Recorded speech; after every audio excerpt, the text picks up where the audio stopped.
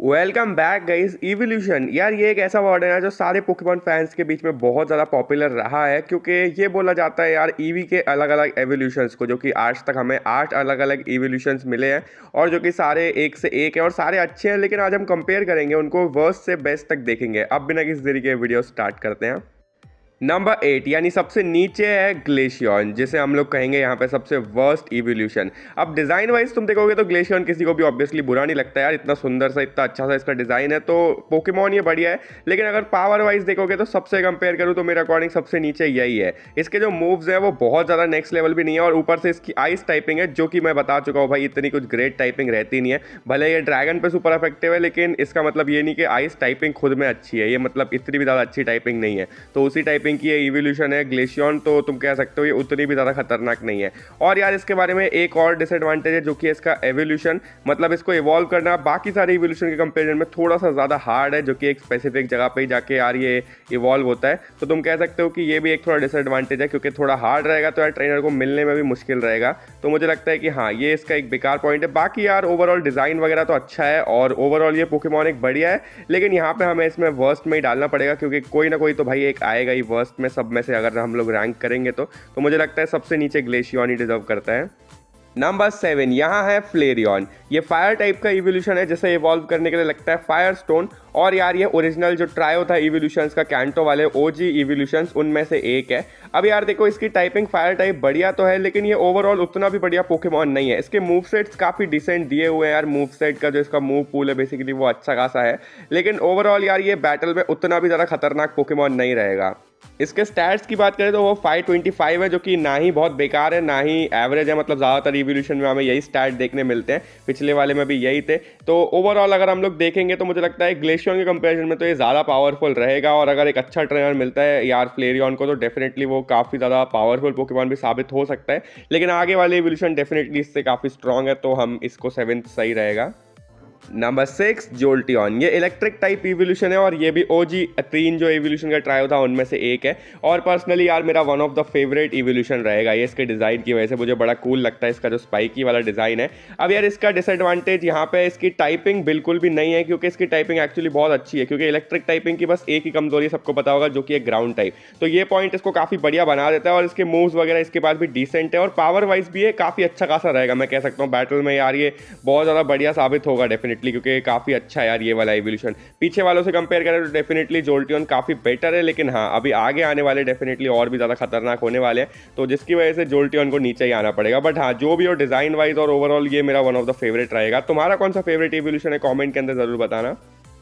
Number 5 लीफियन। ये grass type evolution है, जिससे हमें सिनो के अंदर इंट्रोड्यूस करवाया गया था और ये ग्लेशियन के साथ में ही आया था। लेकिन ये ग्लेशियन के कंपैरिजन में काफ़ी ज़्यादा बेटर है पावर के कंपैरिजन में डेफिनेटली। इसकी जो टाइपिंग है ग्रास टाइप एक डिसेंट टाइपिंग है, हम लोग जानते हैं यार। और इसके अलावा देखे जाए तो इसके जो मूव्स हैं वो इसके लिए बहुत बेकार पॉइंट है, क्योंकि इसके अच्छे वाले जो मूव्स हैं वो सारे काफ़ी ज़्यादा लेट लेवल पर जाके सीखता है। लेकिन फिर भी अगर कोई बढ़िया ट्रेनर है जिसको बढ़िया मूव सिखा दे यार पहले ही, तो डेफिनेटली वो एक काफ़ी बढ़िया चीज़ रहेगी। बाकी ओवरऑल देखूँ तो ये अच्छा खासा है। इसका जो डिज़ाइन है पर्सनली वो मुझे यार काफ़ी बढ़िया लगता है, जो लीफ वाला इसका डिज़ाइन बनाया गया है वो काफ़ी ज़्यादा बढ़िया है। और ओवरऑल एक अच्छे एवोल्यूशन में हम लोग इसको काउंट करेंगे डेफिनेटली, जो कि टॉप 5 में अपनी जगह बनाता है। ये पावरफुल भी है और यार काफ़ी वेल बैलेंस्ड है, हम लोग कह सकते हैं अच्छा खासा एवोल्यूशन है ये भी, तो इस रैंक को डिजर्व करता है।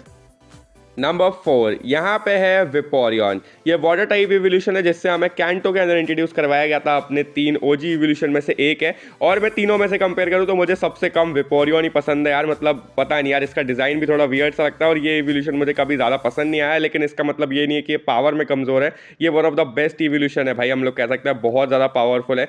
स्टैट्स की बात करें तो उसमें कोई डिफरेंस नहीं है, क्योंकि 525 ही है बाकी सब की तरह। लेकिन हाँ, ओवरऑल जो डिस्ट्रीब्यूट करे गए हैं जिस तरह से इसके यार स्टैट्स, वो थोड़ा अच्छा है। और इसके जो मूव्स है वो इसके पास बहुत तगड़े तगड़े यार, मतलब इसके पास मूव्स काफ़ी ज़्यादा अच्छे अच्छे हैं।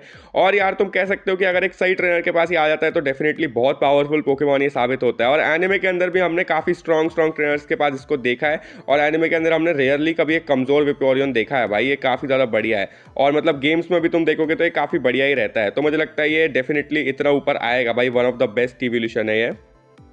नंबर 3 एस्पियन। इससे हमको जोटो के अंदर इंट्रोड्यूस करवाया गया था और ये एक साइकिक टाइप इवोल्यूशन है और यार ये तुम कह सकते हो one of the best evolution है। इसका डिज़ाइन यार काफ़ी सुंदर और अच्छा खासा बनाया गया और यार इसका तुम ओवरऑल स्टैट देखोगे ना तो स्टैट यार इसके बहुत ज़्यादा सही है। इसकी स्पीड बहुत ज़्यादा अच्छी है जो कि एक बहुत फ़ायदेमंद है कि यार इसको फर्स्ट अटैक करने मिलेगा और स्पीड काफ़ी काम आती है भाई डेफिनेटली। तो ये इसका एक काफ़ी बढ़िया एडवांटेज है। मूव्स वगैरह भी तुम देखोगे इसके पास अच्छे खासे मूव्स हैं और यार साइकिक टाइपिंग इसको बहुत एडवांटेज दे देती है क्योंकि ये टाइपिंग बहुत पावरफुल मानी जाती है यार। मतलब एनिमे के अंदर तुम सोचो यार, मतलब पोकेमॉन वाले लिटरली खुद अपने लेजेंडरी पोकेमॉन्स को जानबूझ के साइकिक टाइप देते हैं ताकि वो और ज़्यादा पावरफुल लग सके। तुम सोच सकते हो इसी से कि साइकिक टाइप का भाई कितना दबदबा है भाई, मतलब कितना खतरनाक टाइपिंग है यार ये। तो इसके पास वही टाइपिंग आया और इसने डेफिनेटली उसको बढ़िया से यूज़ किया क्योंकि बहुत बढ़िया पोकेमॉन साबित हुआ है भाई। एस्पियन गजब ही है और गेम्स के अंदर भी तुम देखोगे तो एक काफ़ी ज़्यादा बढ़िया पोकेमॉन है। और यार अपने इतने अच्छे डिज़ाइन की वजह से हमने एनिमे के अंदर देखा है इसको कॉन्टेस्ट में भी काफ़ी सही तरीके से यूज़ किया जाता है पोकेमॉन का जो कालोस में होता है बेसिकली। तो हाँ यार कह सकता हूँ ओवरऑल ये one of the best evolution है और ये बिल्कुल टॉप 3 में है। मतलब तुम कह सकते हो बहुत ही स्ट्रॉन्ग है भाई एस्पियन यहाँ पे। तो मैं यार एस्पियन और अम्ब्रियन जो इसके बेसिकली इनका जो डुओ था इनमें से कौन ज़्यादा पसंद है कॉमेंट के अंदर बताना।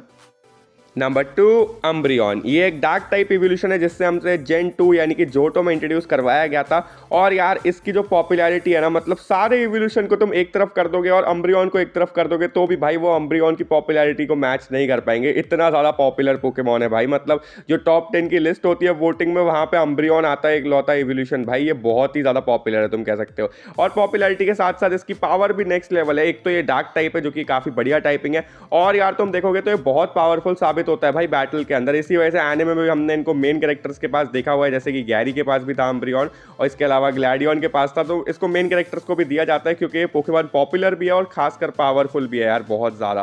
तो बिल्कुल भी तुम्हें हैरान नहीं होना चाहिए कि यार ये टॉप 2 में है क्योंकि है ही भाई ये बहुत ज़्यादा खतरनाक इवोल्यूशन और मेजॉरिटी लोगों का फेवरेट इवोल्यूशन यार यही होता है भाई अम्ब्रियन। तो मतलब तुम कह सकते हो इसके पास पॉपुलैरिटी और पावर दोनों ही है लेकिन स्टिल ये नंबर 2 है क्योंकि अभी इससे आगे एक और है।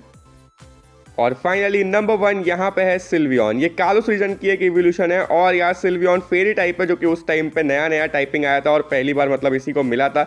मतलब यार एक नया ही पोकेमॉन ये इंट्रोड्यूस हुआ था बिल्कुल अलग ही तरीके से और सिल्वियन भी यार काफ़ी ज़्यादा पॉपुलर हुआ था लेकिन इसकी पावर मुझे लगता है डेफिनेटली सारे इवोल्यूशन में सबसे ज़्यादा है। इसकी टाइपिंग जो फेरी टाइपिंग है वो भी यार काफ़ी तगड़ी टाइपिंग होती है। उसके जो मूव्स हैं भाई एक से एक है और अगर तुमने यार खेला है इसके साथ गेम्स में भी तो तुम पता होगा यार कि ये कितना पावरफुल पोकेमॉन साबित होता है और एनिमे के अंदर भी हम जानते हैं इसको भी काफी पावरफुल की तरह ही दिखाया जाता है। मतलब यार नंबर 2 और नंबर 1 में डेफिनेटली मुझे सबसे ज़्यादा कंफ्यूजन हुआ है क्योंकि अम्ब्रियन और सिल्वियन दोनों ही काफ़ी हद तक इक्वली पावरफुल है, दोनों ही यार एक से बढ़ के एक है।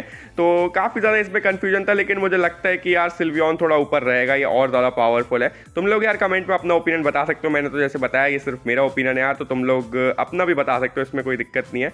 बाकी पसंद आई तो लाइक कर देना, अगर अग्री नहीं करते तो भाई डिसलाइक करने की जरूरत नहीं यार, कमेंट में बता दो भाई, बोल रहा हूँ मैं 100 बार। बाकी यहाँ मिलूंगा ऐसे किसी और नए वीडियो के साथ, तब तक के लिए गुड बाय।